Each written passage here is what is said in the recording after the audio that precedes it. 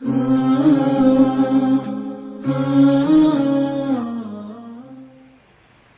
آپ کے محبوب اور چہیتے مقرر جن کے انتظار میں آپ یہاں بیٹھے ہوئے ہیں، ہماری جماعت کے ایک فاضل نوجوان محترم اور انتہائی قابل قدر عالم دین ہونے کے ساتھ ساتھ میدان خطابت کے شہسوار نامور مقرر بھی ہیں۔ میری مراد فاضل نوجوان برادر مکرم حضرت مولانا عبدالغفار صاحب سلفی حفظہ اللہ سے ہے۔ میں ان سے گزارش کروں گا کہ آپ تشریف لائیں۔ آپ کا عنوان ہے اسلام میں عورت کا مقام اور موجودہ صورتحال، اپنے خطاب سے سامعین کو محجوز فرمائیں۔ اس شعر کے ساتھ میں آپ کو دعوت دے رہا ہوں کہ نواں پیرا ہو اے بلبل، نواں پیرا ہو اے بلبل کی ہو تیرے ترنم سے، کبوتر کے تنے نازک میں شاہی کا جگر پیدا۔ برادر مکرم حضرت مولانا عبدالغفار صاحب سلفی حفظہ اللہ۔ السلام علیکم ورحمۃ اللہ وبرکاتہ۔ الحمد للہ نحمده ونستعینه ونستغفره ونعوذ باللہ من شرور انفسنا ومن سیئات اعمالنا، من يهده الله فلا مضل له ومن يضلل فلا هادي له، واشهد ان لا اله الا الله وحده لا شريك له، واشهد ان محمدا عبده ورسوله۔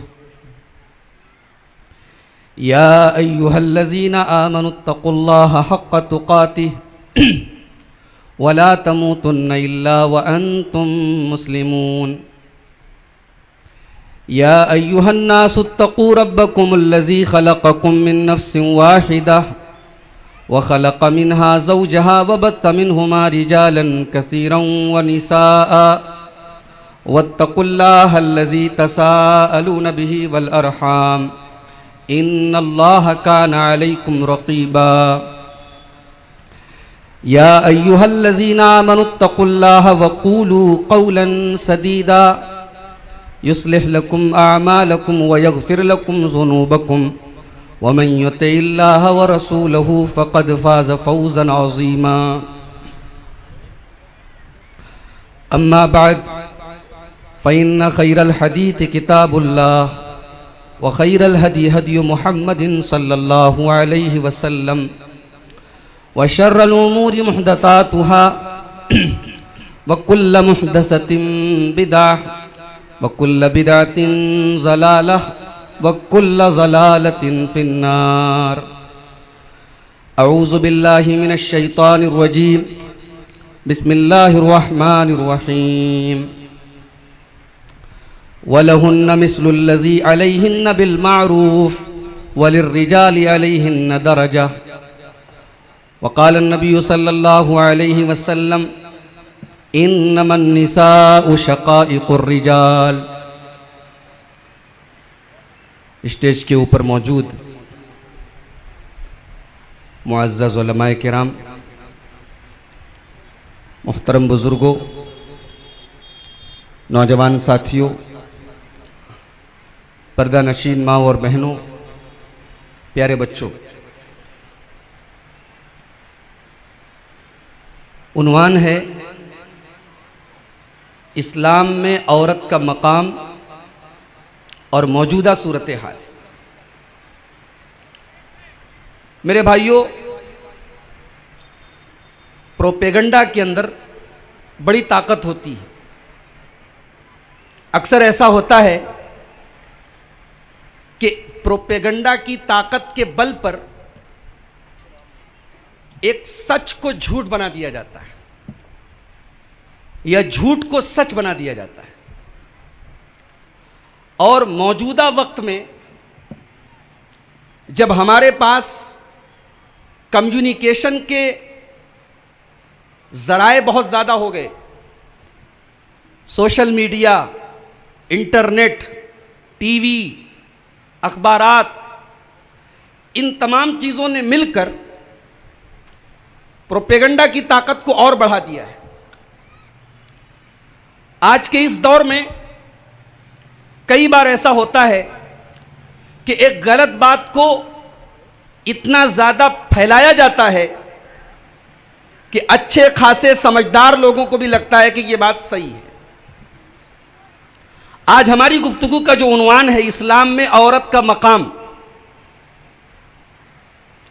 یہ عنوان اگر آج کی موجودہ صورتحال میں ہم دیکھیں تو غیر مسلموں کو جانے دیجیے، مسلمانوں کا ایک بڑا طبقہ ایسا ہے، مسلمان عورتوں کی ایک بڑی تعداد ایسی ہے جس کے دل و دماغ میں کہیں نہ کہیں یہ کیڑا رینگ رہا ہے کہ اسلام میں عورت کے ساتھ حق تلفی ہوئی ہے. کتنے مسلمان ایسے ہیں کہ وہ اپنی زبان کے ذریعے، اپنے قلم کے ذریعے اس بات کا اظہار کرتے رہتے ہیں کہ اسلام میں عورت کی حالت بہت اچھی نہیں ہے، اسلام نے عورت کو زیادہ حقوق نہیں دیے ہیں. یہ بات کس حد تک سچ ہے؟ اچھا، عجیب بات یہ ہے کہ یہ بات جب لوگ کرتے ہیں کہ اسلام نے عورت کے ساتھ بہت ظلم کیا ہے یا اسلام نے عورت کو بہت دبایا ہے، تو یہ بھی کہا جاتا ہے کہ آج قرآن اور حدیث کی روشنی میں عورت کا مقام کیوں بیان کیا جاتا ہے؟ ارے یہ ترقی کا دور ہے، یہ ماڈرنائزیشن کا دور ہے، یہ 21ویں صدی ہے. اس ترقی کے دور میں آپ 1400 سال پہلے کی بات کیوں کرتے ہیں؟ آپ قرآن کی بات کیوں کرتے ہیں؟ اللہ کی قسم ہے میرے بھائیوں، اللہ کو گواہ بنا کے اور پوری بصیرت کے ساتھ میں آپ کے سامنے یہ کہنا چاہتا ہوں کہ اسلام نے 1400 سال پہلے جو عورت کو حقوق دیے ہیں، جو اختیارات دیے ہیں، عورت کو جو مقام دیا ہے، وہ آج کے اس ترقی یافتہ دور میں بھی دنیا کی کوئی طاقت نہیں دے سکتی. اسلام نے عورت کو جو حقوق دیے ہیں وہ آج بھی اور انشاءاللہ قیامت کی صبح تک دنیا کی کوئی طاقت یہ نہیں کہہ سکتی کہ یہ حقوق فرسودہ ہو گئے یا اسلام نے عورت کو جو مقام اور مرتبہ دیا ہے وہ پرانے دور کی چیز ہے. اسلام نے عورت کو جو مقام دیا ہے وہ آج بھی اتنا ہی ماڈرن ہے، اتنا ہی ترقی یافتہ ہے جتنا کہ اس کو ہونا چاہیے. ہاں، اسلام نے عورت کی آزادی اور عورت کے اختیارات کی کچھ سیمائیں بنائی ہیں، کچھ حدود بنائی ہیں، کچھ لمٹس بنائی ہیں. اور ہم اپنی نارمل زندگی میں بھی جانتے ہیں کہ ہر شخص کی زندگی کی کچھ آزادی کی کچھ حدیں ہیں. ہمارا بچہ ہے، ہم اس کو موبائل دیتے ہیں. اکثر لوگوں کے بچے 3-3 4-4 سال کے بچے موبائل چلاتے ہیں. بچے کے ہاتھ میں موبائل ہے، بچہ کوئی غلط کام نہیں کر رہا ہے، موبائل چلا رہا ہے، یوٹیوب پر کچھ کارٹون دیکھ رہا ہے، کچھ کھیل دیکھ رہا ہے، مگر والدین 1 گھنٹے کے بعد 2 گھنٹے کے بعد بچے سے موبائل چھین لیتے ہیں. بچہ کیا سمجھتا ہے کہ میرے ماں باپ میرے اوپر زیادتی کر رہے ہیں، میری آزادی پر لگام لگا رہے ہیں. لیکن ماں باپ جانتے ہیں کہ بچے کے ہاتھ میں موبائل کتنی دیر تک دینا زیادہ سوٹیبل ہے. یہاں سوال بچے کی آزادی کا نہیں ہے، یہاں سوال اس بات کا ہے کہ اگر ہم نے بچے کے ہاتھ میں 10-10 گھنٹے موبائل دے دیا تو اس کی صحت کے لیے خطرناک ہے، اس کے دماغ کے لیے خطرناک ہے، اس کی آنکھوں کے لیے خطرناک ہے.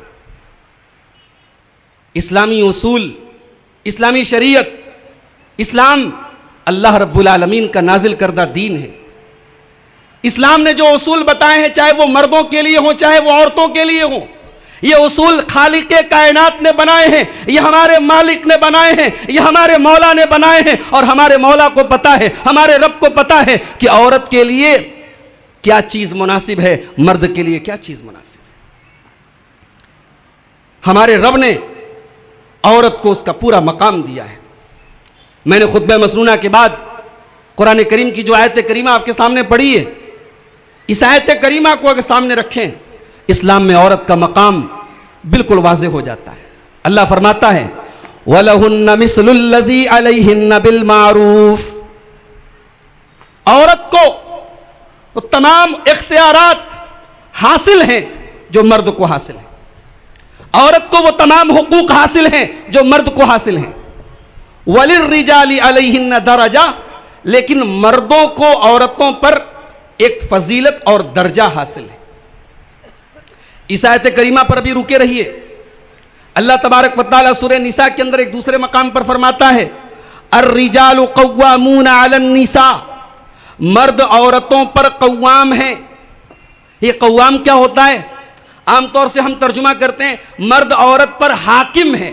میں سمجھتا ہوں کہ حاکم کا لفظ قوام کی صحیح ترجمانی نہیں کرتا. حاکم کے اندر ایک ڈکٹیٹرشپ پائی جاتی ہے. یہاں قرآن کریم نے قوام کہا ہے. قوام کا مطلب ہوتا ہے کسی چیز کو کا انتظام کرنے والا، کسی چیز کو ترتیب دینے والا، کسی چیز کو مینج کرنے والا. تو ہم اس کا مناسب اور صحیح ترجمہ یہ کر سکتے ہیں کہ مرد عورتوں کے معاملات کا ذمہ دار ہے، مرد عورت کا ایڈمنسٹریٹر ہے.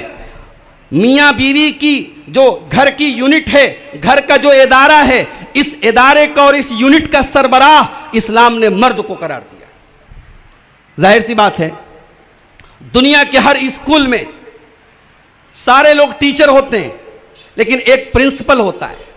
دنیا کی ہر مسجد میں تمام لوگ مصلی ہوتے ہیں، ایک متولی ہوتا ہے. دنیا کے ہر علاقے میں تمام لوگ مامور ہوتے ہیں، ایک امیر ہوتا ہے. گھر بھی ایک یونٹ ہے، گھر بھی ایک ادارہ ہے. یہ میاں بیوی سے زندگی کی یہ گاڑی چلتی ہے. اس یونٹ اور اس ادارے کا ہیڈ کون ہے؟ قرآن کہتا ہے کہ مرد ہے. سوال یہ پیدا ہوا کہ یہ بھید بھاؤ کیوں؟ جب میاں بیوی دونوں گھر چلا رہے ہیں تو اسلام نے گھر کی یونٹ کا ہیڈ مرد کو کیوں بنایا، عورت کو کیوں نہیں بنایا؟ قرآن کریم نے فوراً اس کا جواب دے دیا. فرمایا بما فضل اللہ بہ بعضهم علی بعض. اللہ تبارک و تعالی نے مرد کو قدرتی طور پر، فطری طور پر عورت کے اوپر کچھ فضیلتیں دی ہیں. میڈیکل سائنس کہتی ہے کہ مرد کے دماغ کے مقابلے میں عورت کا دماغ زیادہ، عورت کے مقابلے میں مرد کا دماغ زیادہ تیز ہوتا ہے.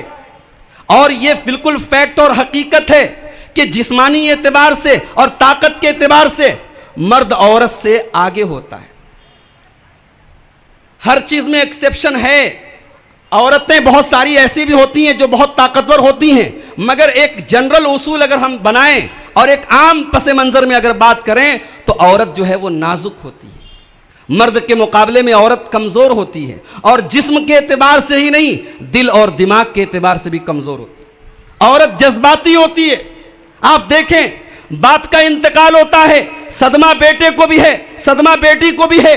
بیٹی کی آنکھوں میں بھی آنسو ہے، بیٹے کی آنکھوں میں بھی آنسو ہے. مگر ہم اکثر دیکھتے ہیں کہ بیٹیاں جس طریقے سے اپنے جذبات کا اظہار کرنے لگتی ہیں، رونے اور چلانے لگتی ہیں، بیٹے نہیں کرتے ہیں. اس کا یہ مطلب نہیں ہے کہ بیٹے کو اپنے باپ کے جانے کا، اپنی ماں کے جانے کا دکھ نہیں ہے، لیکن مرد کو اللہ تبارک و تعالیٰ نے اس صدمے اور اس اپنے جذبات کو کنٹرول کرنے کی زیادہ صلاحیت دی ہے عورت کے مقابلے میں. تو جذباتی اعتبار سے عورت کمزور ہوتی ہے. تو اللہ نے فرمایا کہ گھر کی یونٹ کا ہیڈ ہم نے مرد کو کیوں بنایا؟ کیونکہ فطری طور پر اللہ نے عورت کے مقابلے میں مرد کو کچھ فضیلتیں دی ہیں. اور دوسری وجہ کیا ہے؟ وَبِمَا أَنفَقُوا مِنْ أَمْوَالِهِمْ. مرد کے ذمے کمانا ہے، مرد کما کے لاتا ہے، مرد عورت کو کھلاتا ہے. عورت بیٹی ہو تو باپ کی ذمہ داری ہے، عورت بہن ہو تو بھائی کی ذمہ داری ہے، عورت بیوی ہو تو شوہر کی ذمہ داری ہے، عورت ماں ہو تو بیٹے کی ذمہ داری ہے. عورت کے اوپر کمانے کی ذمہ داری اسلام نے نہیں ڈالی ہے. محنت کر کے کمانا اور اپنی بیوی کو، اپنی بہن کو، اپنی بیٹی کو، اپنی ماں کو کھلانا یہ مرد کی ذمہ داری ہے. یہ اتنا بڑا بوجھ ہے جو اللہ تبارک و تعالیٰ نے گھر کی یونٹ میں مرد کے اوپر ڈالا ہے. ان دونوں وجوہات کی بنیاد پر اللہ تبارک و تعالیٰ نے مرد کو اس یونٹ کا ہیڈ قرار دیا ہے. اب آپ آئیے ہم یہ دیکھیں کہ عورت کی 3 بنیادی حیثیتیں ہوتی ہیں. عورت ماں ہوتی ہے، عورت بیٹی ہوتی ہے، عورت بیوی ہوتی ہے. اسلام نے عورت کی ان تینوں حیثیتوں میں عورت کو کیا دیا ہے؟ عورت اگر ماں ہے، عورت اگر ماں ہے تو قرآن اس ماں کا مقام بتاتے ہوئے قرآن کریم میں اللہ تبارک و تعالی جب انسان کو اس کے ماں باپ کے ساتھ، اس کے والدین کے ساتھ اچھے سلوک کی تلقین کرتا ہے تو رب العالمین باپ اور ماں دونوں کے ساتھ بھلائی کرنے کا حکم دیتا ہے، لیکن ماں کے احسانات کا خاص طور سے تذکرہ کرتا ہے۔ سورہ لقمان میں اللہ نے فرمایا وَوَصَّيْنَا الْإِنسَانَ بِوَالِدَيْهِ حَمَلَتْهُ أُمُّهُ وَهْنًا عَلَى وَهْنٍ وَفِصَالُهُ فِي عَامَيْنِ۔ اے انسان، تو اپنے ماں باپ کے ساتھ، اپنے اماں ابا کے ساتھ اچھا سلوک کر، تو ان کے ساتھ بھلائی کر، لیکن اللہ تبارک و تعالیٰ نے اس کے فوراً بعد باپ کے احسانات کا تذکرہ نہیں کیا، ماں کے احسانات کا تذکرہ کیا۔ فرمایا حَمَلَتْهُ أُمُّهُ وَهْنًا عَلَى وَهْنٍ، تیری ماں نے تکلیف در تکلیف تجھے اپنے پیٹ میں رکھا، وَفِصَالُهُ فِي عَامَيْنِ، تجھے 2 سال تک دودھ پلایا۔ یہاں قرآن کریم نے ماں کے احسانات کا خاص طور سے تذکرہ کیوں کیا؟ اس لیے کہ احسانات دونوں کے ہیں بچے کے اوپر، باپ کے بھی احسانات ہیں، ماں کے بھی احسانات ہیں، مگر ماں نے جو بیٹے کے لیے قربانیاں دی ہیں، ماں نے جو بچے کے لیے قربانیاں دی ہیں، باپ ان قربانیوں کا مقابلہ نہیں کر سکتا ہے۔ ماں کی جو تکلیف ہے اللہ تبارک و تعالیٰ نے وہ ماں کو ہی سہنے کی طاقت دی ہے، اسی لیے قرآن کریم خاص طور سے ماں کا تذکرہ کرتا ہے۔ اسی لیے اللہ کے پیارے نبی صلی اللہ علیہ وسلم کے پاس جب ایک صحابی سوال کرتے ہیں من احق الناس بحسن صحابتی، یا رسول اللہ میں سب سے بہترین سلوک کس کے ساتھ کروں؟ اللہ کے پیارے حبیب فرماتے ہیں امک کا، اپنی ماں کے ساتھ۔ صحابی نے دوبارہ پوچھا پھر کس کے ساتھ؟ آپ نے فرمایا اپنی ماں کے ساتھ۔ پھر پوچھا کس کے ساتھ؟ فرمایا اپنی ماں کے ساتھ۔ چوتھی مرتبہ آپ نے فرمایا ابو کا، اپنے والد کے ساتھ۔ کیا مطلب ہے؟ مطلب یہ ہے کہ ماں کا حق بھی اپنی جگہ، باپ کا حق بھی اپنی جگہ، لیکن ماں کا زیادہ خیال رکھو۔ ماں کو تکلیف پہنچانے اور ماں کو دکھ دینے کے پہلے 1000 بار سوچو، باپ کے مقابلے میں ماں کے احسانات تمہارے اوپر زیادہ ہیں۔ یہ اسلام ہے جس کے بارے میں آج کہا جاتا ہے کہ اسلام نے عورت کے ساتھ ظلم کیا ہے، اسی عورت کو ماں کے روپ میں اسلام اتنا بڑا مقام دیتا ہے۔ اللہ کے پیارے نبی صلی اللہ علیہ وسلم کے پاس ایک صحابی آتے ہیں اور کہتے ہیں کہ یا رسول اللہ میں فلاں غزوے میں شامل ہونا چاہتا ہوں، فلاں لڑائی میں آپ کے ساتھ جانا چاہتا ہوں۔ پیارے نبی نے پوچھا کہ کیا تمہاری ماں زندہ ہے؟ کیا تمہاری ماں زندہ ہے؟ صحابی نے فرمایا کہ ہاں میری ماں زندہ ہے۔ ابو داؤد کے الفاظ ہیں، آپ نے فرمایا فَالْزَمْهَا فَإِنَّ الْجَنَّةَ تَحْتَ رِجْلِهَا، جا اپنی ماں کی خدمت کر، اپنی ماں کا خیال رکھ، اپنی ماں کا پاس رکھ۔ فَإِنَّ الْجَنَّةَ تَحْتَ رِجْلِهَا، تیری ماں کے قدموں کے نیچے تیری جنت ہے۔ ماں کے روپ میں عورت کا یہ مقام ہے کہ اس کے قدموں کے نیچے جنت بتائی جا رہی ہے، اور یہی عورت جب بیوی کی شکل میں ہمارے گھر میں آتی ہے تو قرآن کریم میں اللہ فرماتا ہے وَمِنْ آيَاتِهِ أَنْ خَلَقَ لَكُم مِّنْ أَنفُسِكُمْ أَزْوَاجًا لِتَسْكُنُوا إِلَيْهَا وَجَعَلَ بَيْنَكُمْ مَوَدَّةً وَرَحْمَةً۔ یہ عورت تمہارے گھر میں جب بیوی بن کر آتی ہے تو قرآن کہتا ہے یہ سکون بن کر آتی ہے، یہ سکون بن کر آتی ہے، یہ مرد کو زناکاری اور بدکاری سے بچانے کے لیے آتی ہے، یہ شرمگاہ کی حفاظت کا ذریعہ بن کر آتی ہے۔ آدمی اگر نکاح نہ کرے، آدمی اگر بیوی کے ساتھ اپنی جنسی خواہشات کو صحیح طریقے سے پوری نہ کرے یا اس کو پوری کرنے کا موقع نہ دیا جائے، انسان کے قدم بہکیں گے، سماج میں زناکاری اور بدکاری پھیلے گی۔ عورت بیوی کی شکل میں جب گھر میں آتی ہے میرے پیارے ساتھیوں، وہ زناکاری اور بدکاری سے بچانے کا کام کرتی ہے سماج کو۔ اسی لیے اللہ کے پیارے نبی اپنے خطبوں میں، اپنی تقریروں میں، اپنے وعظ و نصیحت میں خاص طور سے صحابہ کرام کو اپنی بیویوں کے ساتھ اچھا سلوک کرنے کی تلقین کرتے تھے۔ اپنے آخری خطبے میں، جسے ہم خطبہ حجۃ الوداع کہتے ہیں، پیارے نبی صلی اللہ علیہ وسلم نے عرفات کے میدان میں تقریباً 1,20,000 کے صحابہ کرام کے مجمع کو مخاطب کر کے فرمایا وَاسْتَوْصُوا بِالنِّسَاءِ خَيْرًا، اے میرے صحابہ تم عورت کے ساتھ بھلائی کرو، تم اپنی بیویوں کے ساتھ بھلائی کرو۔ فَإِنَّكُمْ أَخَذْتُمُوهُنَّ بِأَمَانِ اللَّهِ، کیونکہ جب تم نے اپنی بیوی کے ساتھ نکاح کیا، مولوی صاحب نے نکاح پڑھایا تو تم نے اللہ کا نام لے کر، اللہ کے کلمے کی بنیاد پر ان کو اپنی پناہ میں، اپنی امان میں لیا ہے۔ وَاسْتَحْلَلْتُمْ فُرُوجَهُنَّ بِكَلِمَةِ اللَّهِ، اور اللہ کا کلام پڑھنے کے بعد وہ عورتیں تمہارے لیے حلال ہوئی ہیں۔ اللہ کا کلام جب پڑھا گیا تب وہ عورتیں تمہارے لیے حلال ہوئی ہیں، لہٰذا اللہ کے کلام اور اللہ کی امان کا زندگی بھر خیال رکھو۔ وہ عورتیں تمہاری پناہ میں ہیں، تمہاری امان میں ہیں، ان کو تکلیف نہ پہنچاؤ، ان کے ساتھ بھلائی کرو۔ اور جی چاہتا ہے کہ میں یہاں وہ حدیث پیش کر دوں جسے ہمارے بہت سارے بھائی عورت کی خرابی اور عورت کی کمی پر محمول کرتے ہیں۔ بلکہ بعض مرد حضرات اپنی بیویوں کو یہ حدیث سنا کے کہتے ہیں دیکھ تیرے بارے میں حدیث میں کیا آیا ہے. اللہ کے پیارے نبی صلی اللہ علیہ وسلم فرماتے ہیں وَاسْتَوْصُوا بِالنِّسَاءِ خَيْرًا فَإِنَّ الْمَرْأَةَ خُلِقَتْ مِنْ ضِلْعٍ وَإِنَّ أَعْوَجَ شَيْءٍ فِي الضِّلْعِ أَعْلَاهُ. اللہ کے پیارے حبیب فرماتے ہیں کہ عورت کے ساتھ اچھا سلوک کرو کیونکہ عورت پسلی سے پیدا کی گئی ہے. غور کریں, اللہ کے پیارے نبی فرماتے ہیں کہ عورت پسلی سے پیدا کی گئی ہے. وَإِنَّ أَعْوَجَ شَيْءٍ فِي الضِّلْعِ أَعْلَاهُ. اور پسلی کا جو سب سے اوپر کا حصہ ہوتا ہے وہ سب سے زیادہ ٹیڑھا ہوتا ہے, اس کے اندر سب سے زیادہ کجی ہوتی ہے. آپ نے فرمایا کہ ان تذهب تقیمها, اگر تم اس پسلی کو سیدھا کرنے کی کوشش کرو گے کسرتها توڑ دو گے, وَإِن تَرَكْتَهَا اور اگر چھوڑ دو گے تو وہ اپنی جگہ باقی رہے گی. ہمارے بھائی یہ حدیث پڑھ کے اپنی عورتوں کو سناتے اور کہتے دیکھ تجھے اللہ کے رسول نے پسلی کہا ہے.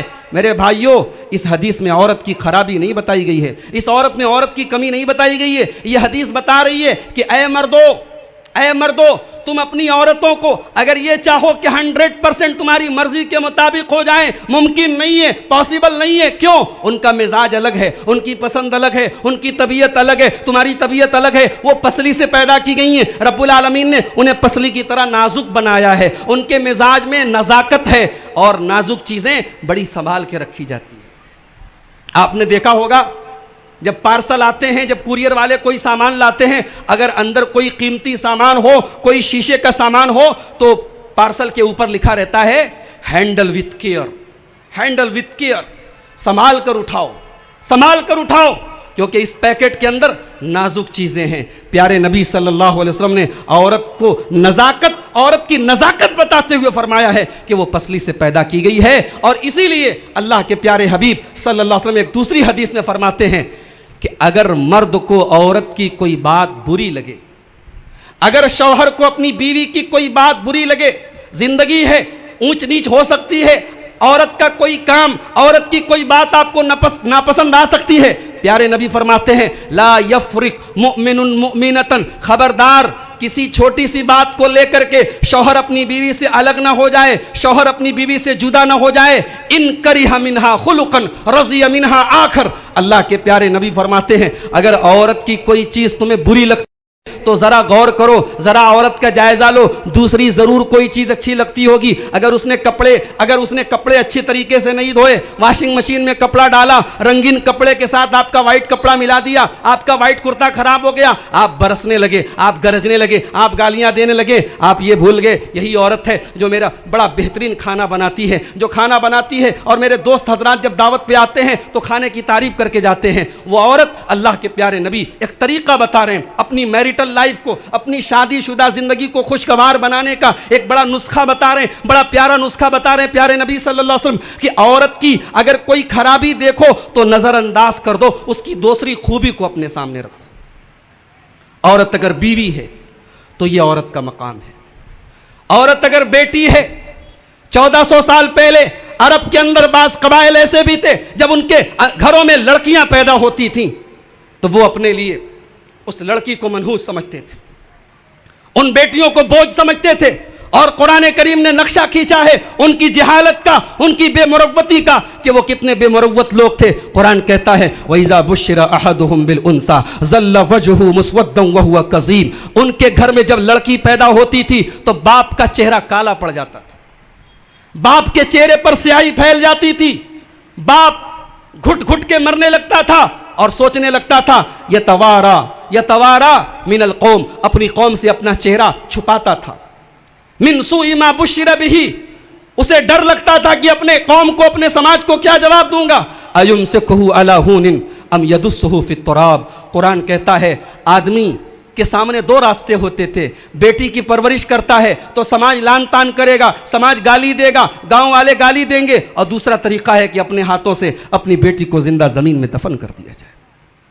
جس ماحول میں عورت کو زندہ زمین میں گاڑ دیا جاتا تھا, میرے بھائیوں پیارے نبی صلی اللہ علیہ وسلم نے اس ماحول میں دنیا والوں کو یہ پیغام دیا، دنیا والوں کو یہ میسج دیا کہ اے لوگوں سن لو، من ابتلی من هذه البنات بشیء کن له سترا من النار، یہ بیٹیاں اللہ کا امتحان ہوتی ہیں، یہ بیٹیاں اللہ کی طرف سے آزمائش ہوتی ہیں۔ باپ اور ماں زندگی بھر ان بیٹیوں کو بڑے پیار اور لاڈ سے پالتے ہیں، پھر کسی غیر کے حوالے شادی کے ذریعے کسی غیر کے حوالے رخصت کر دیتے ہیں۔ یہ بہت بڑا امتحان ہے، یہ ماں باپ کے دل پر بہت بڑا پتھر ہے۔ اللہ کے پیارے نبی فرماتے ہیں ان بیٹیوں کو اللہ ایک امتحان بنا کے تمہارے گھر میں ڈالتا ہے، اگر اس امتحان میں تم کھرے اتر گئے، اگر تم نے اپنی بیٹیوں کی صحیح طریقے سے پرورش کی، کن لہو سترا من النار، تو یہ بیٹیاں کل جہنم کی آگ سے تمہیں بچانے کا کام کریں گی۔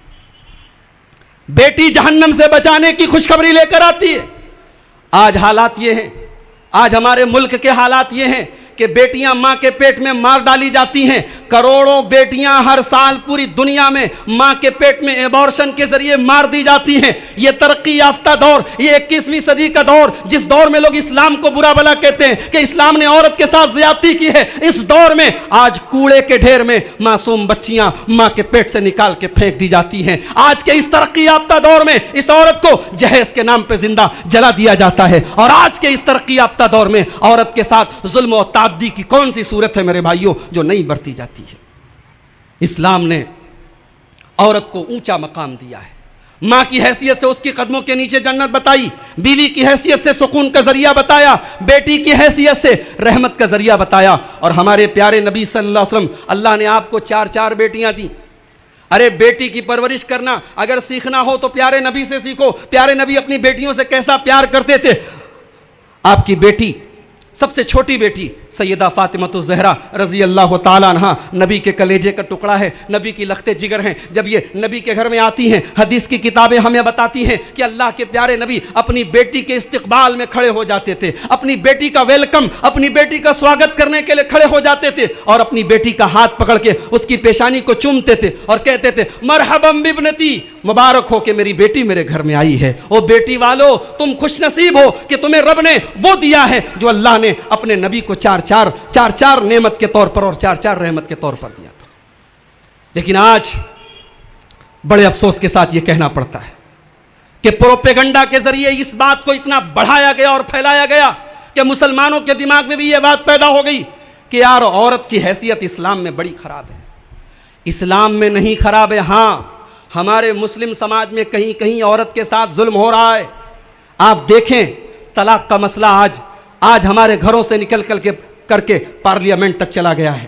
آج طلاق کا مسئلہ آج ہمارے پرسنل لا میں حکومت کے دخل دینے کا سبب بن چکا ہے۔ کیوں؟ مجھے کہنے دیجئے کہ آج اللہ اور اس کے رسول کے فرمان سے جب ہم نے بغاوت کی، جب ہم نے طلاق کا صحیح طریقہ جو شریعت نے طلاق کا صحیح اور مناسب طریقہ بتایا تھا، ہم نے اس طریقے کو چھوڑ کر اپنی منمانی کرنی شروع کی اور طلاق کے نام پر عورت پر ظلم کرنا شروع کیا۔ اللہ تبارک و تعالیٰ نے یہ حالات اور یہ دن ہمیں دکھائے، اور آج عورت کی آزادی کے نام پر، عورت کے اختیارات کے نام پر اس عورت کے ساتھ اتنا گندا کھیل کھیلا گیا کہ اس عورت کو سرے بازار رسوا کیا جا رہا ہے۔ آج کوئی صابن ایسا نہیں، کوئی شیمپو ایسا نہیں، کوئی سر پہ لگانے والا تیل ایسا نہیں، کوئی چھوٹا موٹا پروڈکٹ ایسا نہیں جو مارکیٹ میں اس وقت تک آتا ہو جب تک کوئی عورت ننگی ہو کر اس کا پرچار اور ایڈورٹیزمنٹ نہ کرے۔ میرے بھائیوں، یہ کون سی عورت کی عزت ہے؟ یہ کون سا عورت کا مقام ہے کہ اس عورت کو ننگا کر کے اس کو ماڈل بنایا جائے، اس کو ننگا کیا جائے، اس کے جسم کو پوری دنیا کے سامنے بے نقاب کیا جائے، اور پھر یہ کہا جائے کہ ہم نے عورت کو آزادی دی ہے۔ آپ فلائٹ کا سفر کریں، آپ ہوائی جہاز کا سفر کریں، آپ دیکھیں کہ اس عورت کو ایئر ہوسٹس بنا دیا گیا۔ آج کتنی لڑکیاں ہیں وہ سپنا دیکھتی ہیں کہ ہم کو ایئر ہوسٹس بننے کا موقع ملے، مگر ان ایئر ہوسٹس سے جا کر کے پوچھو ان کی زندگی کیسی ہے۔ سردی کے اس موسم میں ان کی کھلی ہوئی آدھی ننگی ٹانگیں اور ان کا آدھا ننگا جسم اس بات کی گواہی دے رہا ہے کہ وہ مجبور ہیں، وہ بے بس ہیں۔ ان کے کام اور ان کی نوکری کے بہانے ان کے جسم کا استحصال کیا جا رہا ہے۔ آج بڑے بڑے شہروں میں ریڈ لائٹ ایریا چل رہے ہیں, یہ عورت چند ٹکوں کے عوض اس کی عزت بک رہی ہے. میرے بھائیوں, یہ اسلام کی, یہ عورت کی عزت ہے یا پھر عورت کی وہ عزت ہے جس میں اسلام نے یہ کہا کہ عورت گھر کے اندر رہے, عورت گھر سے بے پردہ نہ نکلے, عورت ایک اچھی ماں بنے, عورت ایک اچھی بیٹی بنے, عورت ایک اچھی بیوی بنے, گھر کی ذمہ داریوں کو سنبھالے, وہ نسلوں کی تربیت دے. یہ زیادہ عزت والی چیز ہے یا پھر اس میں عزت ہے جو آج ہم نے عورت کو جو حالات دی. اور مجھے کہنے دیجئے, اگر آج کے اس پروگرام میں ہماری مائیں بہنیں موجود ہیں تو میں انہیں یہ پیغام دینا چاہتا ہوں کہ آج بمبئی سے لے کے بنارس تک, یو پی سے لے کر مہاراشٹر تک, کون سا ایسا بازار ہے, کون سا ایسا مارکیٹ ہے, کون سا ایسا شاپنگ مال ہے, کون سی ایسی تفریح گاہ ہے جہاں ہماری مسلمان عورتیں, ہماری قوم کی بیٹیاں آج بے پردہ اور بے حیا نظر نہیں آتی. آج بڑے بڑے تہجد گزار اور بڑے بڑے نمازیوں کے گھروں کا عالم یہ ہے کہ شادی بیاہ کے موقع پر بے پردگی اور بے حیائی کی تمام سیمائیں ان کے گھروں میں پار ہیں.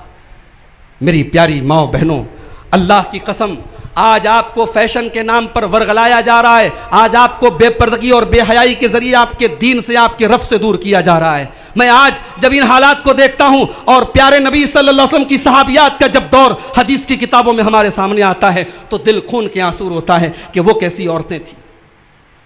پیارے نبی صلی اللہ علیہ وسلم مسجد سے نکل رہے ہیں, عورتیں بھی مسجد سے نکل رہی ہیں. پیارے نبی نے دیکھا کہ مرد اور عورتیں دونوں مسجد کے دروازے سے باہر نکل رہی ہیں, اختلاط ہو رہا ہے, مرد عورت ساتھ میں راستے میں چل رہے ہیں. پیارے نبی کا چہرہ غصے سے لال ہو گیا, غصے سے سرخ ہو گیا. آپ نے فرمایا استاخرنا, استاخرنا, اے عورتوں پیچھے ہٹو, اے عورتوں کنارے ہٹو, فإن ليس لكن أن تحققن الطريق, تمہارا کام راستے کے بیچ میں چلنا نہیں ہے, تمہارا کام راستے کے بیچ میں چلنا نہیں ہے. علیکن بحافات الطریق, اے عورتوں تم جب راستے میں چلا کرو تو کنارے سے چلا کرو, مردوں سے شانہ بشانہ نہ چلا کرو, مردوں سے سٹ کر نہ چلا کرو. پیارے نبی کی حدیث سنی, پیارے نبی کی حدیث سنی. وہ عورتیں اتباع سنت کا کیسا جذبہ رکھتی تھی اور نبی کی بات کو کتنی اہمیت دیتی تھی. حدیث کے الفاظ ہیں فَكَانَتِ الْمَرْأَةُ تَلْتَصِقُ بِالْجِدَارِ, نبی کی زبان سے سننے کے بعد ان عورتوں نے اس دن کے بعد سے دیوار سے چپک کر کے چلنا شروع کر دیا, وہ دیوار سے سٹ کر کے چلنے لگی. میری محترم ماں اور بہنوں, آج بھیونڈی سے لے کر بمبئی تک کون سی ایسی مارکیٹ ہے جہاں ہماری مسلمان عورتیں بازار کے بیچوں بیچ نہ چلتی ہوں. کبھی کبھی حالات یہ ہوتے ہیں کہ مردوں کے لیے راستہ نہیں ہے, عورتیں اس طریقے سے مارکیٹوں میں چل رہی ہیں. اور آج انٹرنیٹ, موبائل اور سوشل میڈیا کے کثرت استعمال نے ہمارے گھروں کے ماحول کو اتنا بے حیائی اور دیوسیت کا ماحول بنا دیا ہے کہ اللہ کی پناہ ہے, اللہ کی پناہ ہے. مسلمان عورتیں آج ٹک ٹاک نام کا ایک موبائل اپلیکیشن آ رہا ہے, ایک اپلیکیشن, ایک سافٹ ویئر آ رہا ہے. اس ٹک ٹاک نام کے ایپ پر فلمی گانوں اور فلمی میوزک پر بیہودہ لباس اور بیہودہ کپڑے پہن کر آج مسلمان قوم کی, ہماری قوم کی لڑکیاں آج اپنے جسم کا, اپنے حسن کا جلوہ بکھیر رہی ہیں. استغفر اللہ, اس قوم کو کیا ہو گیا ہے؟ آج ہمارے گھروں کی عورتیں, آج ہماری قوم کی بیٹیاں فیس بک پر اپنی تصویریں شیئر کر رہی ہیں اور دلیل یہ دی جاتی ہے کہ ہم بھی فیس بک چلاتے ہیں, ہم بھی واٹس ایپ چلاتے ہیں, ہمیں پورا حق ہے, ہمیں پورا اختیار ہے, ہم اپنی پروفائل پر اپنی فوٹو لگا سکتے ہیں. میری ماں و بہنوں, رب العالمین قرآن کریم میں ایمان والی عورتوں سے کہتا ہے یدنین علیہن من جلابیبہن ذالک ادنی ان یعرفن فلا یؤذین. ایمان والی عورتوں سے کہتا ہے اللہ تعالیٰ کہ اے میری مومنہ بندیوں, اے ایمان والی عورتوں, اللہ تمہارا رب تمہیں حکم دے رہا ہے کہ جب تم گھر سے نکلو تو جلباب میں نکلو, حجاب میں نکلو, پردے میں نکلو. اور قرآن نے ایک عجیب و غریب بات کہی, قرآن کہتا ہے ذالک ادنی ان یعرفن فلا یؤذین. مسلمان عورت کی پہچان, اس کی آئیڈینٹی اس کا یہی حجاب ہے. مسلمان عورت کی آئیڈینٹی اس کی بے پردگی نہیں ہے, اس کی پہچان اس کا حجاب ہے.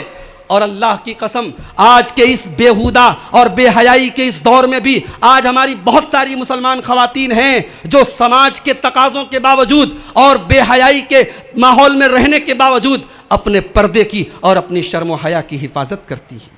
آپ یورپین کنٹریز کے حالات اگر آپ دیکھیں, آپ امریکہ اور افریقہ کے حالات دیکھیں, وہاں جہاں جسم پر کپڑے عورتوں کے نام کے ہوتے ہیں، ان ممالک میں بھی مسلمان ایسی عورتیں ہیں کہ مخالفت کے باوجود، گالیاں سننے کے باوجود، تانے سننے کے باوجود جب گھر سے نکلتی ہیں تو مکمل حجاب میں نکلتی ہیں، اور وہ دنیا کو یہ میسج دیتی ہیں کہ یہ پردہ، یہ حجاب، یہ ہماری غلامی کی دلیل نہیں ہے، یہ ہماری آزادی کی دلیل ہے۔ ارے غلام تو وہ لوگ ہیں۔ ابھی ایک خبر آئی تھی میڈیا میں کہ ایک مسلمان لڑکی کو ہمارے حکومت کی طرف سے سال میں ایک ایگزام ہوتا ہے، UGC نیٹ کا ایگزام، آپ جانتے ہوں گے، پڑھے لکھے لوگ جانتے ہیں، UGC نیٹ کا ایگزام ہوتا ہے۔ اس ایگزام کو پاس کرنے کے بعد کوئی بھی مرد یا عورت وہ کسی کالج میں اسسٹنٹ پروفیسر بننے کے لائق ہو جاتا ہے۔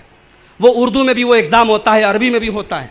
ایک مسلمان بہن کا ویڈیو آیا تھا، ایک مسلمان لڑکی کا بیان آیا تھا، وہ لڑکی حجاب میں تھی، اسکارف میں تھی، اس کو نیٹ کا ایگزام نہیں دینے دیا گیا، اس کو نیٹ کا ایگزام نہیں دینے دیا گیا، گیٹ سے روک دیا گیا اور کہا گیا کہ تم حجاب میں یہ ایگزام نہیں دے سکتے۔ غلام تو وہ لوگ ہیں، ان کی ذہنیت پر غلامی چھائی ہے جو آج عورت کو حجاب میں امتحان دینے نہیں دیتے ہیں، جو آج عورت کو بے پردہ ہونے پر مجبور کرتے ہیں۔ میری پیاری ماں بہنوں، یہ حجاب، یہ پردہ اسلام نے آپ کو عزت بخشنے کے لیے دیا ہے۔ میں اکثر ایک مثال دیتا ہوں اپنی تقریروں میں کہ دنیا میں جو چیز جتنی قیمتی ہوتی ہے اس کو اتنی حفاظت سے رکھا جاتا ہے۔ 10,000 کا موبائل ہوتا ہے، آدمی ایک معمولی سا کور لگا لیتا ہے اور اس کو جیب میں کہیں بھی رکھ لیتا ہے، مگر جب 1 لاکھ کا آئی فون لیتا ہے تو بہت سنبھال کے رکھتا ہے، بہت سنبھال کے رکھتا ہے۔ 1 لاکھ کے موبائل کے لیے 10,000 کے لوگ اس کی سیفٹی کے راستے نکالتے ہیں۔ عورت اسلام کی نظر میں بڑی قیمتی چیز ہے۔ دنیا کی سب سے قیمتی چیز ایک نیک عورت ہے۔ اللہ کے پیارے حبیب فرماتے ہیں الدنیا کلھا متاع وخیر متاع الدنیا المرأۃ الصالحہ، دنیا کی سب سے قیمتی دولت ایک نیک عورت ہے۔ عورت اگر شریعت کی حدوں میں رہے، عورت دیندار بن جائے، عورت پاک دامن بن جائے، عورت اگر حجاب میں ہے، عورت اگر اللہ اور اس کے رسول کے قانون کے مطابق چلتی ہے، شریعت کہتی ہے وہ دنیا کی سب سے قیمتی دولت ہے۔ اور اگر عورت صحیح معنوں میں اپنے مقام کو سمجھ لے تو میں اس عورت کو ایک پیغام دے کے اپنی بات ختم کرنا چاہتا ہوں کہ ارے عورت کا مقام تو یہ ہے کہ اگر یہ عورت اللہ کے دین کے لیے قربانی دینے کا جذبہ پیدا کرے تو صفا اور مروہ کے درمیان اگر یہ دوڑ جاتی ہے تو اس کا دوڑنا عبادت بن جاتا ہے، اس کا دوڑنا عبادت بن جاتا ہے۔ یہ عورت اگر حضرت مریم کی شکل میں اپنی عفت و عصمت کی حفاظت کرتی ہے، اپنی پاک دامنی اور اپنی عفت کی علم بردار بنتی ہے، تو یہ عورت حضرت مریم کی شکل میں تمام اہل ایمان کے لیے آئیڈیل بن جاتی ہے۔ یہ عورت جب علم دین کی راہ میں نکلتی ہے اور جب قرآن اور حدیث کا علم حاصل کرتی ہے تو سیدہ عائشہ صدیقہ رضی اللہ تعالیٰ عنہ جیسی عورتیں بھی انسانی تاریخ میں ملتی ہیں کہ جن سے شریعت کا علم بڑے بڑے صحابہ اور بڑے جلیل القدر صحابہ حاصل کیا کرتے تھے۔ یہ عورت اگر اپنے اندر صبر کا مادہ پیدا کر لے، عورت جذباتی ہوتی ہے، کہتے ہیں کہ عورت کے اندر اپنے ایموشنز پر کنٹرول نہیں ہوتا، مگر اللہ کی قسم اگر عورت صبر کرنے پر آ جائے تو سلیم کے جیسی عورتیں بھی دنیا میں پیدا ہوئی ہیں کہ بچے کی لاش پڑی ہے مگر آنکھوں سے آنسو نہیں ہیں، آنکھوں میں آنسو نہیں ہیں، اپنے بچے کی لاش کے باوجود اپنے شوہر کو تکلیف نہیں پہنچاتی ہیں، اپنے شوہر کا غم بانٹتی ہیں۔ ایسی عورتیں بھی دنیا میں دیکھی گئی۔ آخر میں یہی کہنا چاہوں گا میری محترم ماں اور بہنوں اور میرے بزرگوں، میرے نوجوان ساتھیوں، کہ اسلام نے عورت کو جو مقام دیا ہے وہ عورت کے شایان شان ہے، وہ عورت کی فطرت اور مزاج کے مطابق ہے، اور وہ رب العالمین کے بنائے ہوئے قانون ہیں، وہ رب العالمین کے بنائے ہوئے اصول ہیں، اور اس قانون سے اور ان اصولوں سے جب بغاوت کی جائے گی تب دنیا میں فساد پھیلے گا، تب دنیا میں بدکاری پھیلے گی۔ آج ہم اپنی آنکھوں سے دیکھ رہے ہیں۔ رب العالمین سے دعا ہے الہ العالمین ہماری خواتین کو، ہماری ماں بہنوں کو اپنا صحیح مقام سمجھنے کی توفیق عطا فرما۔ رب العالمین ہماری خواتین کو حضرت عائشہ، حضرت فاطمہ، حضرت مریم، حضرت خدیجہ جیسی نیک اور صالح خواتین کے نقش قدم پر چلنے کی توفیق عطا فرما۔ رب العالمین انہیں اسلامی شرم و حیا اور اسلامی حجاب کا پاسدار بنا دے، اور آج ان کی آزادی کے نام پر جو لوگ ان کا استحصال کر رہے ہیں، ان کی آزادی کے نام پر انہیں رسوا کرنا چاہتے ہیں، رب العالمین ایسی کوششوں کو ناکام کر دے۔ جب تک ہمیں دنیا میں زندہ رکھے، اسلام پر زندہ رکھے، اور خاتمہ ہمارا ایمان پر ہو۔ آمین۔ وآخر دعوانا ان الحمد للہ رب العالمین۔ والسلام علیکم ورحمۃ اللہ۔